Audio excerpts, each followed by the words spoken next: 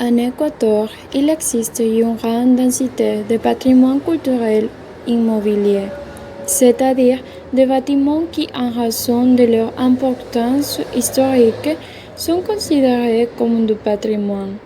L'un de ces héritages sont les maisons dans le centre historique de Quito. Le centre historique de Quito a une superficie de 3,75 km² et compte 4286 biens répertoriés comme patrimoine. Parmi ceux-ci, 64, soit 42%, sont catalogués comme monumentaux et correspondent à l'architecture religieuse. Les 58% sont d'architecture civile. Cependant, actuellement, de nombreuses personnes ont dû quitter sa maison parce qu'ils ne peuvent pas l'entretenir car c'est très cher. Donc, c'est la raison de l'existence de nombreux bâtiments dans un état complètement d'abandon et de détérioration. Cela affecte non seulement les personnes qui y vivaient, mais aussi l'apparence de ce lieu, car la vue n'est pas agréable pour les personnes qui visitent ce lieu. La maison Guarderas est connue pour son style Art Nouveau de l'époque appelée Belle Époque.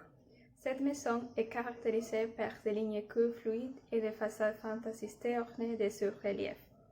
Les reliefs de la maison représentent des scènes de la mythologie grecque, spécifiquement basées sur le mythe d'Héléna et du cygne, dans laquelle Zeus, en forme de cygne, séduit la jeune fille Héléna pour avoir une relation avec elle. Valeur historique et culturelle. Cette maison a été construite par la famille Guarderas pour devenir leur résidence. C'est le seul survivant des autres villas que les aristocrates de Quito ont construites dans ce secteur à la fin du XIXe et au début du XXe siècle. On peut également mentionner que le président José María Velasco Ibarra a prononcé plusieurs discours devant le public qui lui ont valu la présidence. En commémoration de ces actes, un monument à sa mémoire a été érigé devant la maison. Dans le parc Elegido, cette maison a une valeur historique et culturelle très importante pour notre pays.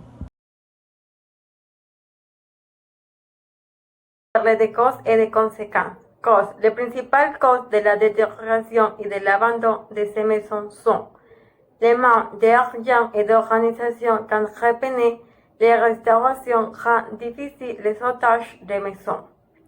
La seconde. Les maisons patrimoniales référentes de l'histoire de la ville sont détruites faute d'entretien, d'argent et même de l'intérêt de leurs propriétaires.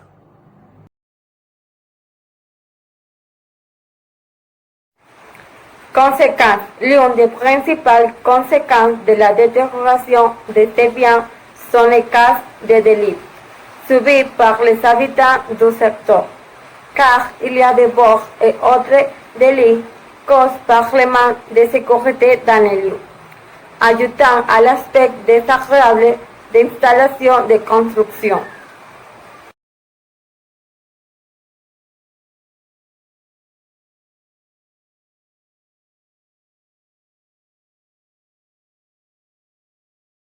La nécessité de faire cette construction se fait sentir parce qu'elle a une signification historique, artistique et architecturale dans la communauté. Cet endroit a été négligé et oublié, mais il ne devrait pas en être ainsi parce qu'elle a une grande importance culturelle. Cette maison est une construction entre le passé et le présent et elle est considérée comme une icône de construction de l'époque parce que c'est une maison maître qui a été construite avec des matériaux apportés de France et actuellement il les conserve. Par conséquent, il est important que des mesures soient prises pour les conserver.